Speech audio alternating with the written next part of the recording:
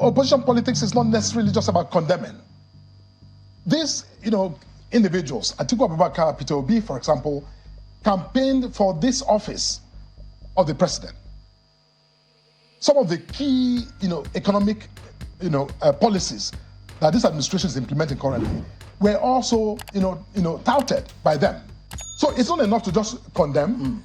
These leaders should be able to, assuming they have that silver bullet, that they say this government is not deploying, point it out and take credit for it. Here we go again. Why don't you people want P2B to be the president? Since you know he's knowledgeable, he's a good person, he can turn things around. You guys prefer him to be on the outside and be advising someone who didn't come to power through the right manner. Why should someone who doesn't know how to drive be allowed to be taking lessons while driving from people who are veterans in the field? It's not possible. You can't eat your cake and have it. Governance is not done this way.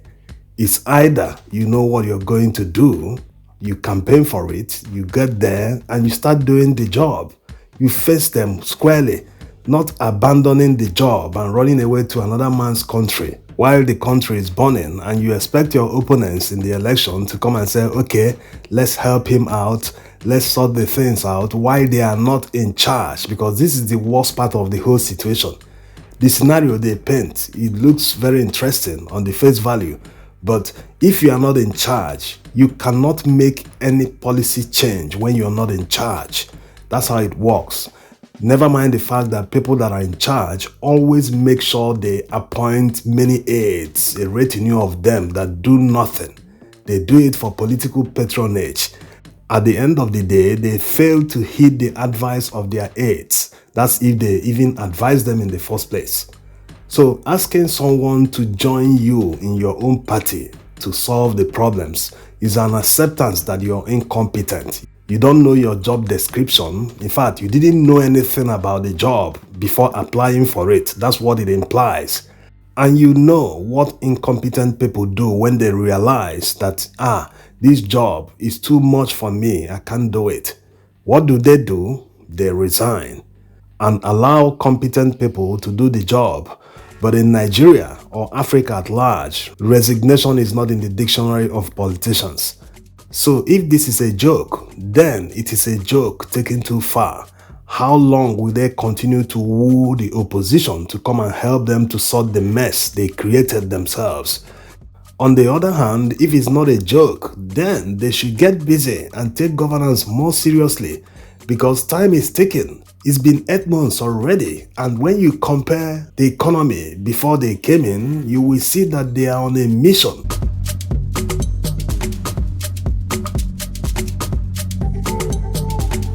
That mission started in 2015 when petrol was being sold for 87 naira per litre.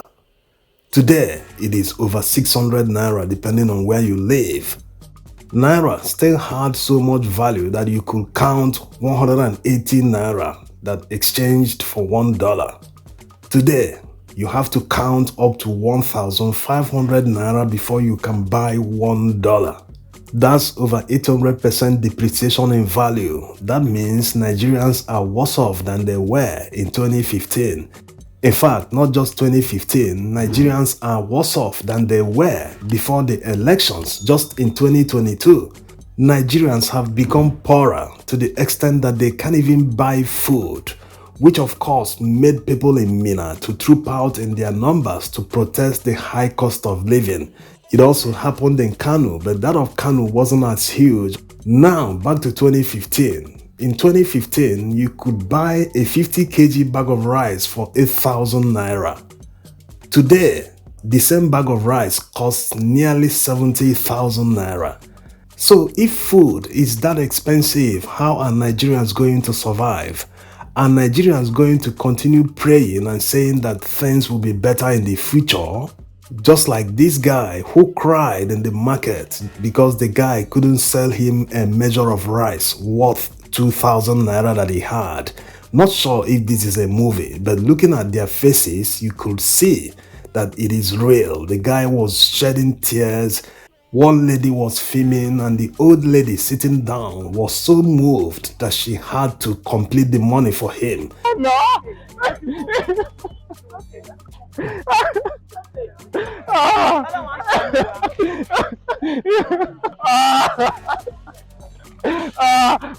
Ẹ̀yin tá dìbò fún bàbá yẹn bá wa bẹ̀ bàbá yìí.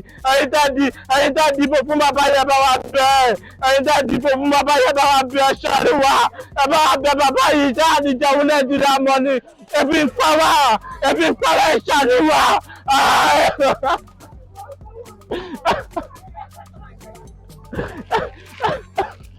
Although this guy looks clean, like someone who came down from a vehicle, but you can never tell how people hide the suffering in Nigeria. How long will life continue like this for Nigerians? When will they say, no, enough is enough, we can't continue like this?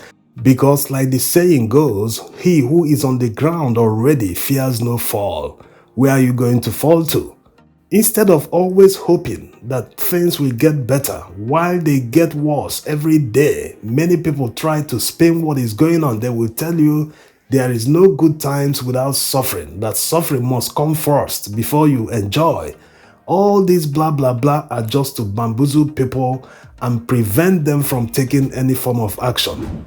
It is better for people to dedicate some time and let the people who have impoverished them to know that they are not happy with their current situation. Even if it's just 30 minutes per day, they will surely change the situation, because Nigeria can't be this bad. It's not possible that this is what Nigeria can offer.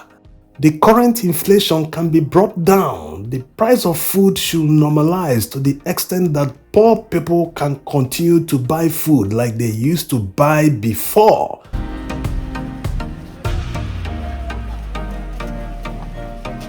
An adult crying in the market because he couldn't afford a measure of rice won't solve any problems. Is he going to cry in the market tomorrow to be sold another one? When is he going to stop? Is it not time adults did something about it? The person you are crying to also bought it very expensive. He's not going to eat the cost. He doesn't run a charity. So it's a chain reaction.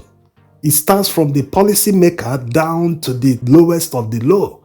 So why not do something about it and say, hey, let's make these people know that we are actually suffering. There's no need hiding, having a clean shave, wearing clean clothes and looking sharp, pretending that everything is alright, but you know that you're suffering. You can't afford food.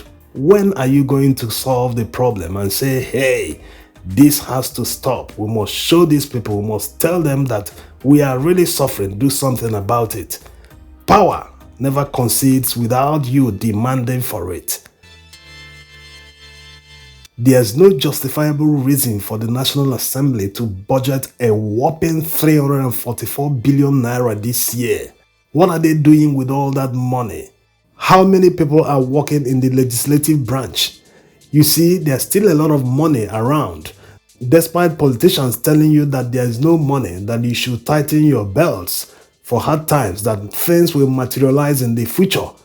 Many things can still be done at the current situation if they are able to divert money where money is needed. That is why crying will not solve the problem. You have to start doing something about it. From the legislature to the executive branch, what in the world is a Nigerian minister doing at the Grammys? What value is she going to add to the Nigerian economy? Was her trip funded by taxpayers?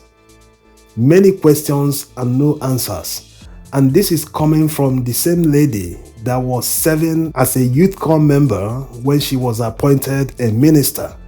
They broke many laws, they continue to break many laws.